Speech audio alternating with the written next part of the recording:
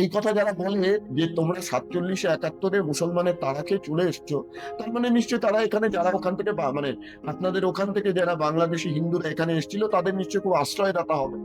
আসলে কিন্তু সেটা হচ্ছে না। দেখা যাচ্ছে যে special initiative revision on electoral role বা ভারতের ভোটার তালিকার নিবিড় সংশোধনী, এইটার মাধ্যমে ভারতের ভোটার তালিকার যে পুনর্বিন্যাস করা হচ্ছে, ভারতের ভোটার তালিকার যে পুনর্লিখন হচ্ছে, সেই পুনর্লিখনের মেন টার্গেটটাই পশ্চিমবঙ্গের ক্ষেত্রে দেখা যাচ্ছে মানে একদা যারা বাংলাদেশ থেকে এখানে মানে আশ্রয় নিতে এসেছিল যে কোনো কারণেই হোক না কেন, অর্থাৎ তারা তারা কিন্তু মুসলমান নয়, তারা মূলত নিম্নবর্গের বাঙালি হিন্দু, অর্থাৎ নমশূদ্র যারা বা মতুয়া এই ধরনের লোকজন, তারা কিন্তু কারণ যে ডকুমেন্টের কথা বলা হচ্ছে যে যে ডকুমেন্ট প্রডিউস করতে হবে, যেভাবে ফর্ম ফিল আপ করতে হবে, তার জন্য যা যা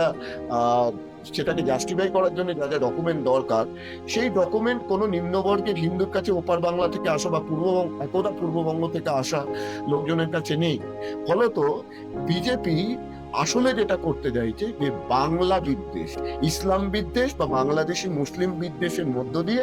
একটা বাংলা দখলের পরিকল্পনা, সুপরিকল্পনা করছে। এবং এই বাংলা দখলের পরিকল্পনার ক্ষেত্রে এতদিন আওয়ামী লীগ বাংলাদেশে বসে নানাভাবে রাষ্ট্রীয়ভাবে বিজেপিকে নানাভাবে তার অংশীদার হয়েছিল বাংলাদেশের পরিপ্রেক্ষিতগতভাবে। খুব একটা ভারতের রাজনীতি নিয়ে আওয়ামী লীগ বিজেপিকে কি সহযোগিতা করেছিল আমি জানি না, মিথ্যা কথা বলা ঠিক হবে না, মানে 5ই আগস্টের পূর্ববর্তী সময়। এই মুহূর্তে যেটা, যেহেতু বিজেপি তাদেরকে নতুন করে একটা আশ্রয় দিচ্ছে, মানে তাদেরকে কোন রকম পাসপোর্ট ভিসা ছাড়া আওয়ামী লীগরা এখানে রয়েছেন, আওয়ামী লীগাররা এখন এখানে যারা রয়েছেন তারা কিন্তু বেসিক্যালি এই বিজেপির বাংলা বিদ্বেষী রাজনীতির খুব মানে কমরেড হিসাবে কাজ করছে। মানে বিজেপির সাথে তারা হাতে হাত মিলিয়ে কাজ করছে বাংলা দখলের রাজনীতির ক্ষেত্রে। এই